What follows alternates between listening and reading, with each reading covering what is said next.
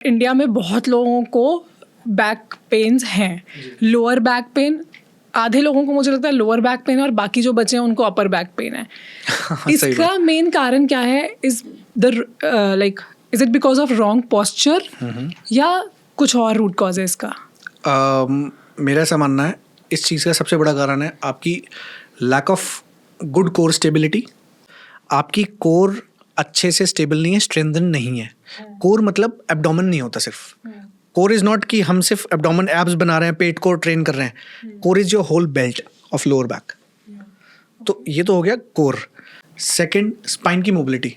As I said कि maximum range of motion, and range of motion जो आपका provide करा रहा है, जितना पोटेंशियल है आपकी स्पाइन का उतना आप उसको अटेन नहीं कर पाए.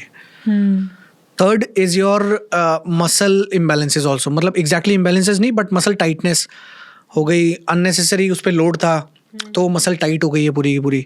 उसमें हम अपर बैक को चेक कर रहे हैं, हम मोबिलिटी चेक कर रहे हैं. मसल को जब एक्स्ट्रा लोड टेंशन डाल रहे हैं तो उसको पेन भी फील हो रहा है. अगर आपकी ग्लूट स्ट्रेंथ भी है प्रॉब्लम, अगर आपकी ग्लूट्स भी एक्टिव नहीं है, ग्लूट आपको लेस फायर्ड अप है, यानी आपके हिप मसल जो है, हिप की मसल अगर आपको अच्छे से फील नहीं होती है, अगर आपने स्ट्रेंथनिंग अच्छी सी नहीं कर रखी तो वो मोर ऑफ ग्लूट को छोड़ के आपके लोअर बैक पे लोड देंगे. लोअर बैक जितना ज़्यादा लोड लेगा उतना ज़्यादा फटीग होगा. और अगर आप उसको स्ट्रेंथ ट्रेनिंग नहीं कर रहे, अगर आप प्रॉपर अपना मेंटेन नहीं कर पा रहे, तो वो चीज़ें at the end pain create करेगी. और पेन का कॉज क्या था? वो स्टार्टिंग में था जब हम वो छुपा रहे थे पेन को. जिन लोगों का बेली फैट ज़्यादा होता है जी, उन्हें भी लोअर बैक में ज़्यादा पेन रहता है. हाँ, it's because of the same reason, because load ज़्यादा पड़ रहा है. Yes. You have to carry extra weight on your lower back, so which is why. Long term में समझ में आया कि मोबिलिटी करें, एक्सरसाइज करें, स्ट्रेचेस करें. हैंड टू हैंड में आप चाह रहे हो? हाँ, बट हैंड टू हैंड में चाह रही हूँ कि इमीडिएटली किसी को अगर लोअर बैक में पेन रहता है, जी, बहुत लोगों को रहता है, शायद ये चीज़ विमेन में ज़्यादा है. Is it true? हाँ हाँ. ऐसा क्यों है? विमेन में ज़्यादा क्यों है? मुझे ऐसा लगता है कि उनका रेंज ऑफ मोशन ज़्यादा है, नेचुरली उनकी फ्लेक्सिबिलिटी ज़्यादा है. तो फ्लेक्सिबिलिटी अगर बहुत ज़्यादा होगी तो कहीं ना कहीं वो स्ट्रेंथ में लैक करेंगे. ऐसा क्यों?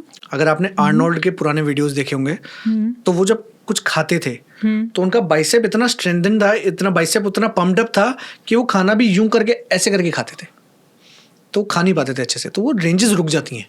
ओके, सो आप कह रहे हो कि क्योंकि स्ट्रेंथ ज़्यादा होती है तो फ्लेक्सिबिलिटी रिस्ट्रिक्ट हो जाती है, और इसलिए अगर फ्लेक्सिबिलिटी बहुत ज़्यादा है तो दैट मीन्स स्ट्रेंथ ऑब्वियसली उतनी नहीं है. उतनी नहीं है. यस. तो जिन लड़कियों में भी स्ट्रेंथ डेवलप होगी उनकी फ्लेक्सिबिलिटी धीरे धीरे रिस्ट्रिक्ट होगी. थोड़ी सी रिस्ट्रिक्ट हो सकती है, थोड़ी सी होगी, और मेरे ख्याल से होनी भी चाहिए, क्योंकि जैसे प्रायोरिटी वाली बात है तो शायद वो एक्सरसाइजेस में इतनी प्रायोरिटी नहीं रख पाते. ओके. वो चीज़ को हॉट पैक से या फिर नॉर्मल स्ट्रेचेस से ज़्यादा बेटर फील करते हैं. कि हॉट पैक लगाया, स्ट्रेचेस थोड़े बहुत लिए, उससे ज़्यादा बेटर फील हुआ, रादर देन अगर वो कोर स्टेबिलिटी पे ज़्यादा काम करेंगे. आई बिलीव वो चीज़ ज़्यादा फंडामेंटली राइट होगी कि हम स्ट्रेंथ पे उसको काम करा रहे हैं.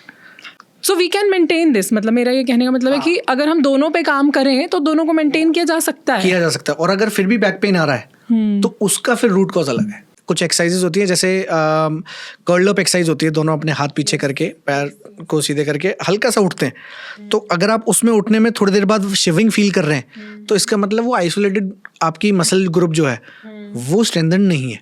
Okay okay. हमें फिर उस पर ज़्यादा काम करना पड़ेगा.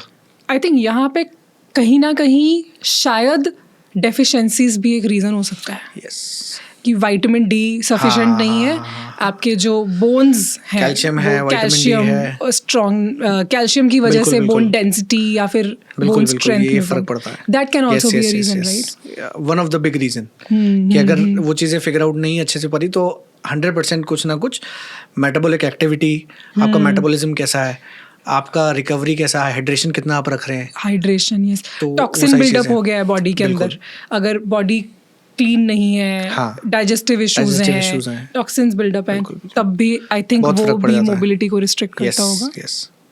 आई थिंक अगर हम इस पूरा सारी चीज़ों को, सारे फैक्टर्स को अगर लिस्ट डाउन करें और इन सब पे वर्क कर लें तो सारी प्रॉब्लम्स दूर हो ही जाएंगी, मोर और लेस. मतलब अगर इसके बाद भी नहीं हो रहा तो फिर तो कुछ मेजर फिर तो अच्छे से किसी डॉक्टर को दिखा के आइए.